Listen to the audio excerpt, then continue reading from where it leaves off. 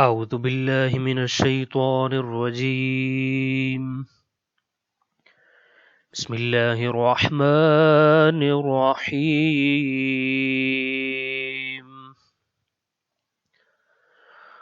واذكر في الكتاب إسماعيل إنه كان صادق الوعد وكان رسولا نبيا. سورہ مبارکہ مریم ورس نمبر 54. آغاز سورہ مریم میں آپ کے سامنے عرض کیا تھا کہ اس سورہ میں بہت سارے انبیاء کا تذکرہ ہوا ہے. ہم نے دیکھا کہ حضرت مریم کا تذکرہ، حضرت عیسیٰ علیہ السلام کا تذکرہ ہوا، اور اس کے بعد انبیاء کے ایک سلسلے کا باقاعدہ طور پہ بیان شروع ہوا. سب سے پہلے حضرت ابراہیم علیہ السلام کو بیان کیا، پھر ان کی ذریت کے دو سلسلے، اور ان دو سلسلوں میں سے آغاز حضرت اسحاق سے کیا، حضرت اسحاق کا تذکرہ، پھر حضرت یعقوب کا بیان، اور پھر ان کے بعد حضرت موسیٰ علیہ السلام کے بارے میں ڈیٹیل میں گفتگو کی قرآن مجید نے. اور اس آیا سے حضرت ابراہیم علیہ السلام کی ذریت کے دوسرے سلسلے کا بیان شروع ہو رہا ہے. ارشاد قدرت ہوتا ہے ورس نمبر 54 سورہ مریم، وَذْكُرْ فِي الْكِتَابِ، وَذْكُرْ اور ذکر کرو اور یاد کرو، فی الکتاب کتاب میں، اسماعیل کا، انہو بے شک وہ، کانا تھے، صادق الوعد، صادق سچا، وعدے کا، بے شک وہ وعدے کے پکے اور سچے تھے، وکانا اور تھے، رسولاً رسول، نبی لہذا اس پوری آیا کا ترجمہ اس طرح سے ہو جائے گا، اور کتاب میں اسماعیل کا بھی ذکر کرو، وہ وعدے کے سچے اور ہمارے بھیجے ہوئے نبی تھے. حضرت ابراہیم علیہ السلام کی ذریت کے دوسرے سلسلے کا بیان، البتہ یہاں مفسرین نے، اگرچہ زیادہ تر مفسرین کا جو بیان ہے وہ یہ ہے کہ یہاں اسماعیل سے مراد حضرت اسماعیل ابن ابراہیم ہیں، ابراہیم علیہ السلام کے فرزند حضرت ابراہیم ہیں. البتہ بعض مفسرین، اور جہاں تک کہ بعض روایات میں بھی یہ بات وارد ہوئی ہے کہ یہ جو اسماعیل ہیں ان سے مراد اسماعیل ابن حزقیل ہیں، جو کہ بنی اسرائیل کے پیغمبروں میں سے ایک پیغمبر اور ان کے انبیاء میں سے ایک نبی تھے. لیکن بظاہر جو سلسلہ کلام جس طریقے سے سورہ مریم میں چل رہا ہے اس سے اندازہ یہ ہوتا ہے، اور اس کی تائید بہت سارے مفسرین اور روایات سے یہ ہوتی ہے کہ یہاں مراد حضرت ابراہیم علیہ السلام کے فرزند حضرت اسماعیل علیہ السلام ہیں. حضرت موسیٰ علیہ السلام کا تذکرہ جب اس سے پہلے ہوا تھا تو ان کی 3 کوالٹیز کا تذکرہ ہوا تھا. یہاں حضرت اسماعیل علیہ السلام کی 5 کوالٹیز کا بیان ہو رہا ہے اس آیا اور اس کے بعد والی آیا میں. یہ 2 آیات ان کے حوالے سے یہاں موجود ہیں. وہاں ہم نے دیکھا حضرت موسیٰ علیہ السلام کو رسول اور نبی کہا، البتہ اس سے پہلے مخلص کہا. آپ کو ایک وجہ بتائی تھی کہ کسی بھی نبی کے لیے جب کوئی ایک ٹائٹل قرآن مجید دیتا ہے تو اس کا مطلب یہ ہوتا ہے کہ ان کے کردار میں پائی جانے والی بہت ساری خوبیوں میں سے ایک خوبی جو سب سے زیادہ نمایاں ہے، جو باقیوں سے زیادہ پرومیننٹ ہے، وہ یہ والی ہے. یہاں پر بالکل اسی طریقے سے حضرت اسماعیل علیہ السلام کے بارے میں فرمایا وَكَانَ رَسُولًا نَبِيًّا، وہ رسول تھے اور نبی تھے. البتہ اس سے پہلے یہ فرمایا انہو کان صادق الوعد، وہ وعدے کے سچے تھے. یعنی پھر وہی مطلب کہ حضرت اسماعیل علیہ السلام کی شخصیت میں اور ان کی ذات میں پائی جانے والی تمام مثبت کوالٹیز اور تمام اللہ تعالیٰ کی طرف سے جو ان کو کردار میں اور خوبیاں عطا کی گئی تھیں، ان خوبیوں میں سے سب سے بڑی خوبی یا جو سب سے زیادہ نمایاں خوبی تھی وہ وعدے کا سچا ہونا اور صادق الوعد ہونا ہے. یہاں دیکھیے کہ کوئی نبی ایسا نہیں ہے، کوئی رسول ایسا نہیں ہے جو وعدے کا سچا نہ ہو، بلکہ یہ تو مومنین سے بھی ڈیمانڈ کیا گیا ہے کہ جو ہے وہ وعدے کا ہر مومن کو پابند ہونا چاہیے. اور جب کہا گیا کہ لا دین لمن لا عہد لہ، جس کا کوئی عہد نہ ہو، کوئی وعدے کا پختہ اور پکا انسان نہ ہو، تو اس کو تو بے دین سمجھیے، گویا اس کا دین ہی نہیں ہے. تو انبیاء تو سارے کے سارے صادق الوعد تھے. یا اسی طریقے سے یہی سوال ہم دیکھتے ہوتے ہیں کہ ائمہ اہل البیت علیہم السلام کے جو نام ہیں ان ناموں کے ساتھ ہم دیکھتے ہوتے ہیں. جیسے مثال کے طور پر امام حسن مجتبی ہم کہتے ہیں، تو چنے ہوئے تو سارے کے سارے ہیں، سارے کے ساروں کو پروردگار نے چنا ہے، انتخاب کیا ہے. تو صرف امام حسن علیہ السلام کو کیوں ہم مجتبی کہتے ہیں، یا نبی کریم کو صرف مصطفیٰ کیوں کہتے ہیں؟ تو ہر ایک معصوم میں جو کوالٹی باقیوں سے زیادہ پرومیننٹ ہوتی ہے تو وہی پھر ان کی پہچان بن جاتی ہوتی ہے. یہاں پر بھی حضرت اسماعیل علیہ السلام کی یہ جو خصوصیت ہے اور یہ جو خصلت ہے اور یہ ان کی جو خوبی ہے، یہ دیگر ان کی خصوصیات اور امتیازات میں سے سب سے بڑا امتیاز تھا۔ بعض مفسرین نے اس بارے میں بیان کیا کہ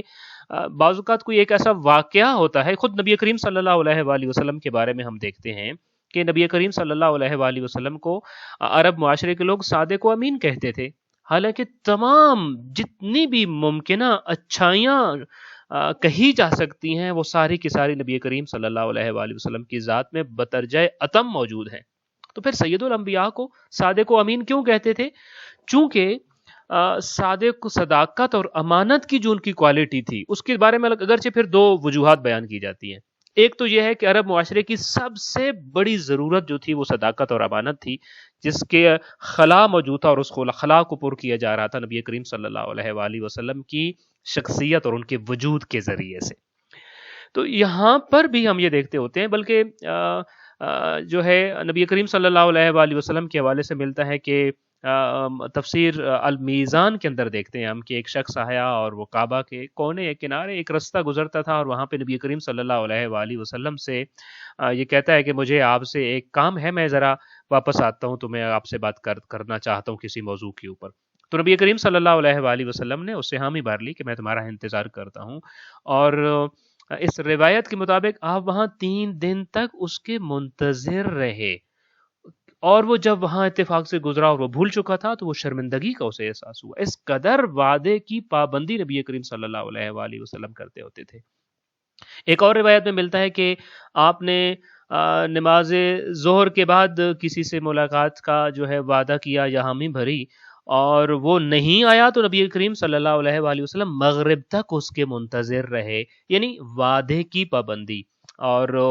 یہ ایک ایسی صفت ہے جو خود اللہ نے اپنے لیے بھی منتخب کی ہے۔ ارشاد ہوتا ہے کہ ان اللہ لا یخلف المیعاد، کہ اللہ جو ہے وہ وعدے کی خلاف ورزی نہیں کرتا۔ بلکہ ایک روایت میں تو منافق کی 3 نشانیاں بتائی گئی ہیں، اور ان نشانیوں میں ایک یہ ہے کہ اگر امانت دو گے تو خیانت کرے گا، گفتگو کرے گا، کلام کرے گا تو جھوٹ بولے گا، اور وعدہ کرے گا تو وعدہ خلافی کرے گا، اور اپنے وعدے کو وفا نہیں کرے گا، سچا وعدے کا سچا نہیں ہوگا، یہ منافق کی علامت ہے۔ سو یہ وہ کوالٹی ہے جو اللہ کی ذات نے اپنے لیے پسند فرمائی، اور منافق کی علامت قرار دی ہے کہ وہ وعدے کا پکا نہیں ہوتا ہے، اور وہ وعدہ وفا نہیں کرتا ہے، اور وعدے کا سچا نہیں ہوتا ہے۔ حضرت اسماعیل علیہ السلام کے حوالے سے ہم یہ دیکھتے ہیں کہ خاص طور پہ صادق الوعد کہنا جو ہے، بعض مفسرین کے نزدیک ان کو صادق الوعد کہنے کی ایک وجہ یہ ہے کہ جب حضرت ابراہیم علیہ السلام نے ایک خواب دیکھا، اور اس خواب میں انہوں نے دیکھا کہ وہ اپنے بیٹے کو ذبح کر رہے ہیں، تو انہوں نے مشورہ لیا اور ان کی رائے لی حضرت اسماعیل علیہ السلام کی کہ آپ اس چیز کے بارے میں کیا کہتے ہیں۔ تو حضرت اسماعیل علیہ السلام نے بڑا بے دھڑک جواب دیا کہ آپ کو جو اشارہ ہوا ہے، آپ کو جو بتایا گیا ہے، آپ اس پر عمل کیجئے، آپ اس کی تعمیل کیجئے، اور مجھے انشاءاللہ تعالی آپ ثابت قدم پائیں گے۔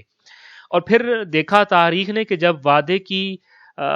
تکمیل کا وقت آیا اور وعدہ وفائی کا وقت آیا، تو انہوں نے بالکل جس انداز سے بے جھجک ہو کر کہا تھا کہ آپ کو جو حکم ہوا ہے آپ اس پر عمل کیجئے، بالکل اسی انداز میں اور بے جھجک ہو کر اپنی گردن باپ کی چھری کے نیچے رکھ دی، اور یہاں قریب تھا کہ وہ چھری چل جاتی، مگر اللہ نے حضرت ابراہیم علیہ السلام کا ہاتھ روک دیا، اس لیے کہ امتحان پورا ہو گیا تھا، اور اصل مقصد تو امتحان لینا تھا۔ اور پھر باپ بیٹا دونوں کو اس امتحان میں اللہ کی ذات نے کامیاب قرار دیا، اور ان کو ایک کو خلیل اللہ قرار دیا تو دوسرے کو راست باز یا سچا اور وفادار قرار دے دیا ہے، صادق الوعد قرار دے دیا ہے۔ لہٰذا یہ وہ خصوصیت ہے جو تمام مومنین کے لیے اللہ کی ذات نے چاہیے، اور اپنے آپ کو بھی جو ہے اس نے وعدے کا پابند قرار دے دیا ہے۔ اس آیا کو جب ہم پڑھ رہے ہیں تو اس کا مقصد صرف اور صرف حضرت ابراہیم علیہ السلام کے فرزند حضرت اسماعیل کے بارے میں ان 3 کوالٹیز کو جاننا نہیں ہے، اور نہ ہی قرآن ہسٹری بک ہے کہ وہ تاریخ کے واقعات کو بیان کرنے کی غرض سے آئی ہو۔ کوئی بھی آیا قرآن مجید کی ہم پڑھتے ہیں، کسی بھی سورہ کا مطالعہ کر رہے ہوتے ہیں، تو مقصد یہ ہوتا ہے کہ ہم اس آیا کے اندر جو کوالٹیز بیان ہوئی ہیں کہ جن کا مومن کے اندر ہونا ضروری ہے، اس کے حوالے سے اپنے آپ کو متوجہ کریں۔ تو اس آیا کو پڑھتے ہوئے کم از کم ایک ہوم ورک اپنے آپ کو دینے کی کوشش کرتے ہیں کہ جو بھی ہو، حالات جیسے بھی ہوں، مصلحتیں جیسی بھی کیوں نہ ہوں، کم از کم اگلے 24 گھنٹے کے لیے تو جھوٹ نہیں بولیں گے، اور جو وعدہ کیا ہے اس کی وعدہ وفائی کریں گے، اور جو بولیں گے وہ سچ بولیں گے، اور انشاءاللہ تعالی اگر اس ہم ہوم ورک میں کامیاب ہوتے ہیں، اور انشاءاللہ کامیاب ہوں گے اگر ہم نے سچے دل سے کوشش کے ساتھ اپنے آپ کو آمادہ کیا، تو اس 24 آور کے بعد ہم ایک ہفتے کا اپنے آپ کو ہوم ورک دیتے ہیں، آہستہ آہستہ مرحلہ بہ مرحلہ ان کوالٹیز کو اپنا لیتے ہیں جو اللہ کی ذات نے پسند کی ہیں ایک مومن کے اندر، اور جن کی وجہ سے ایک مومن کو خود پسند کرتا ہے اللہ کی ذات۔ تو انشاءاللہ آج کی اس آیا کا پیغام یہ ہے، آئیے اگلے چند دنوں، چند گھنٹوں کا اپنے آپ کو ہوم ورک دیکھ کر وعدہ وفا کرنے اور سچ بولنے، صرف اور صرف سچ بولنے کی انشاءاللہ تعالی پریکٹس کرتے ہیں۔ دعا ہے خالق کائنات ہمیں تمام ان اخلاق کریمہ پر عمل کرنے کی توفیق عطا فرمائے کہ جو ذات خدا کو پسند ہیں، اور وہ تمام کوالٹیز، وہ تمام کردار، وہ تمام خصلتیں کہ جن کو اللہ کی ذات نے ناپسند فرمایا ہے، ان سے بچنے، ان سے دور رہنے کی توفیق عطا فرمائے۔ السلام علیکم ورحمۃ اللہ وبرکاتہ۔